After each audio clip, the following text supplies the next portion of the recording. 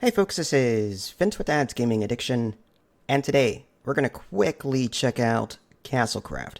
This is a game that's currently on Steam's Early Access program for about 20 bucks or so. There is a 15% off sale going on right now until May 12th, 2025. So if you like the game, you can get the game, for somewhat cheaper, but I have to stress Early Access, everything is still subject to change at this point. So, this is like Diplomacy is Not an Option, in the sense that it's set in a medieval setting, and you're trying to defend this castle. In this case, you're trying to defend a king. And there are waves of enemies that will be coming at you. And you're going to be building an economy, as well as a military, in order to prevent your king from dying. So if you've played Diplomacy is Not an Option, you'll be very familiar with this. Don't let the whole voxel setting fool you. It's not Minecraft. Okay. Now, as far as the world map is concerned, there's a couple of different locations, and it looks like as you progress in the waves, you earn a passive income. It's something I really like. I like passive incomes. I like permanent progression. And the way the game works is you're going to be, again, creating this economy, creating defenses, creating military units. And then at some point, the portal nearby will spawn a wave of enemies that will be attacking your primary base. And you can go after these yourself, or you can leave that to your troops, but your troops are typically stupid in the beginning anyway. And you can, like I said, you can go after them yourself. And I have to stress, this isn't Minecraft. You're going to, sure, you can pickaxe blocks. But in Minecraft, you typically have to collect stone and wood, and then you craft a sword out of that. Or you craft pickaxes, or you craft hammers. That's not the case here. Rather, you have this book. It's like an unlock skill book.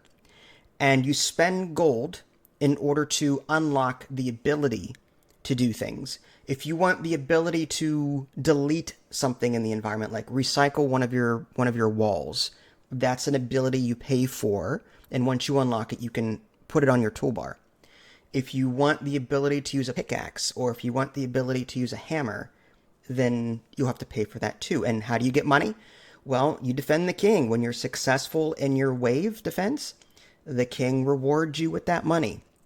And again, in turn, you spend that money on that book I was talking about in order to unlock even more things. And, there's like main things you unlock, and then there's sub skills within those skills that you unlock. Put them on your hotbar on the very bottom, and, you keep building from there. But one of the things I really like about this game is that you can set up these economic zones. There's farms and forestries and like quarries, and it takes some getting used to, don't get me wrong, but you can create a zone, like a forestry zone or a farm zone, and people will automatically come to your kingdom and work these locations to bring in resources. So you've got wood, you've got stone, iron, food, and it's really funny when you're starving. It's not, well, not funny, but the people in your kingdom are so sarcastic, and when they complain about it, like, they'll go off on you, and the snarkiest things that you can think of, they say out loud. It's so funny. I almost didn't want to feed them just to see what else they would say. But anyway, I really like that you can set up these economic zones and automate a lot of these things. Yeah, sure. You can go out and you can chop some trees down if you want to. If you've unlocked that whole pickaxe thing, you could totally do that. You can fight the enemies with your sword that you've unlocked, but you don't necessarily have to if you do it well. And again, that skill book has a lot of different things in it, and within each is a subclass of skills. But what threw me off really was the interface of it. So you've got your hotbar on the bottom, but you've also got 4 subclass, not classes, but sub-slots on the bottom left. There's 4 slots there. And let's say that you want to build walls and a door and a window and stairs and a bunch of other things. You can only have 4 of those sub-recipes on the bottom left at once. And if you want to switch them out, you have to go back into your book and change them out.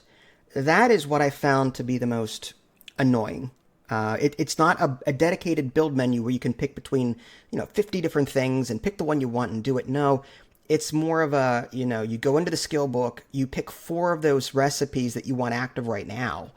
But if you want to change that later, you have to go back into the skill book and then change them out. That was the most annoying to me. But that being said, I enjoyed the freedom I had in designing my castle. And keep in mind, when it comes to like Minecraft and building, and I suck at it. I'm very Borg from Star Trek in the way I think, very cube-like.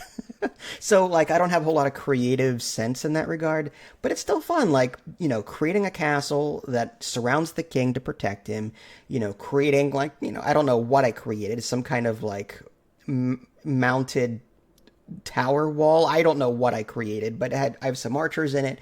So, yeah, it's a lot of fun, and the combat isn't bad either. So, do I recommend this? Yeah. Again, don't let the voxel graphics fool you. It's not Minecraft. Its diplomacy is not an option if it were third person and voxel. That's what this feels like. And I can't wait to see what else I can do with it. Again, this is still early access, so, I'll definitely come back to it when I can, but I definitely want to check it out more when it fully releases, because I've got other games to get to. But this is a game that's like sticking with me, and I want to continue playing it. I want to unlock all my stuff in my skill book and see what other cool things happen. So yeah, check this game out. It's pretty fun. Castlecraft. This is Vince. Thanks for watching. Catch y'all next time. Take care.